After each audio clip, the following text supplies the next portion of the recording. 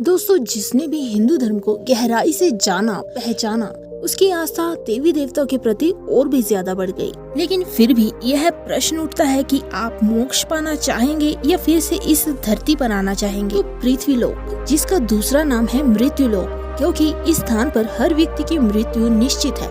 इस लोक पर ही हर व्यक्ति को बुरे कर्मों के फल को ही भोगना पड़ता है। इस संसार में ऐसा कोई भी व्यक्ति नहीं है जिसने बुरे कर्म न किए हुए, क्योंकि यदि व्यक्ति बुरे कर्म जानबूझकर न भी करना चाहे तो भी अनजाने में ही सही उस व्यक्ति द्वारा बुरे कर्म हो ही जाते हैं, जिस कारणवश उसे बार बार पृथ्वी लोक में जन्म लेना पड़ता है। लेकिन उसी के साथ ही व्यक्ति कोई न कोई अच्छे कर्म तो कर ही जाते हैं। इसलिए इस लोक में उसे दोनों प्रकार के मतलब सुख और दुख दोनों ही प्राप्त होते हैं, और यह चक्र तब तक चलता रहता है जब तक उस व्यक्ति को मोक्ष प्राप्ति ना हो जाए, क्योंकि बिना चाह के इसकी प्राप्ति नहीं की जा सकती। लेकिन मोक्ष शब्द जितना सुनने में इजी लग रहा है, उतना ही प्राप्ति करने में काफी कठिन भी है, क्योंकि मोक्ष एक मजाक नहीं है जो अगर चाहा तो पा लिया। इसके लिए व्यक्ति को बहुत ही प्रयत्न भी करने पड़ते हैं।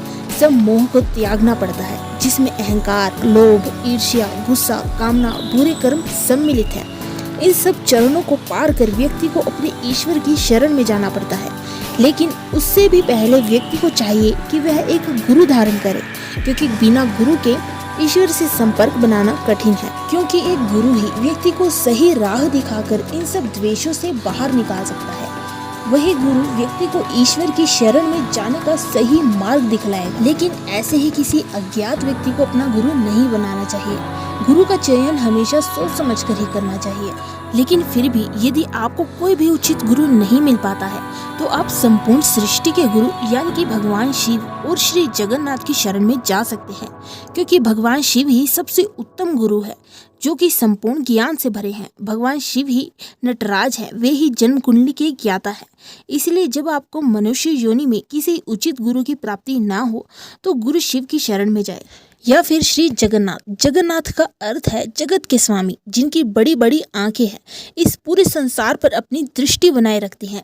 जगत के स्वामी होने के साथ साथ वे एक अच्छे गुरु भी हैं, जो अपने शिष्य को हमेशा उचित मार्ग दिखलाते हैं। अब दोस्तों, आप सोच रहे होंगे कि किसी व्यक्ति को जब हम गुरु बनाएंगे तो वे हमारे मन में चल रहे प्रश्नों का उत्तर देंगे, और हमारे मन में से वे विकारता को भी हटाएंगे, हमारे हर प्रश्न का उत्तर देंगे।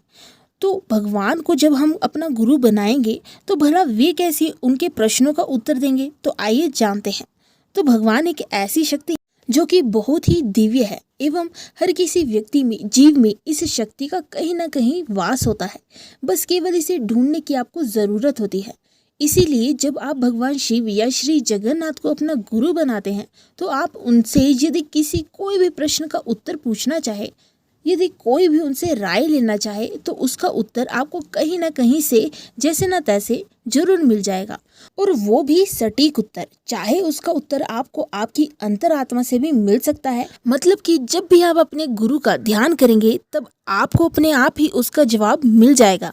वे ही आपके लिए मोक्ष के रास्ते खोलेंगे। लेकिन यदि आप मोक्ष पाना चाहे तो, और साथ ही कलयुग में मोक्ष पाना थोड़ा सरल है, क्योंकि श्री हरि यानी कि श्री कृष्ण के कीर्तन एवं सच्चे मन से उनके जाप द्वारा व्यक्ति को मोक्ष पाना थोड़ा सरल हो जाता है।